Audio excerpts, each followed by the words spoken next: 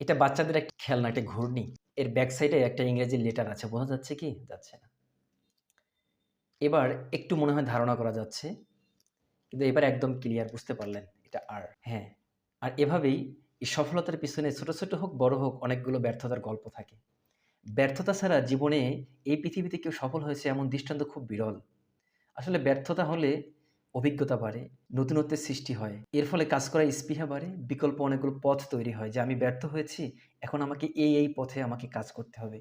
আর এভাবেই মানুষ সফলতার চূড়ান্ত পর্যায়ে পৌঁছায়। ব্যর্থ হওয়ার আশঙ্কায় অনেকে কাজই শুরু করে না, কোনো চ্যালেঞ্জই গ্রহণ করে না। আসলে তারা ব্যর্থতার কাছে পরাজয় বরণ করে। ব্যর্থ হওয়া মানে পরাজয় নয়, বরং ব্যর্থতার ভয় করাটাই হচ্ছে পরাজয়। সফলতার পথ অনেক পিচ্ছিল, অনেক বন্ধুর, অনেক চ্যালেঞ্জিং। তাই সফল হতে হলে প্রয়োজন ধৈর্য, প্রবল আত্মবিশ্বাস এবং কঠোর পরিশ্রম। আর এভাবেই মানুষ ট্রাই করতে, করতেই সফলতা অর্জন করতে পারে।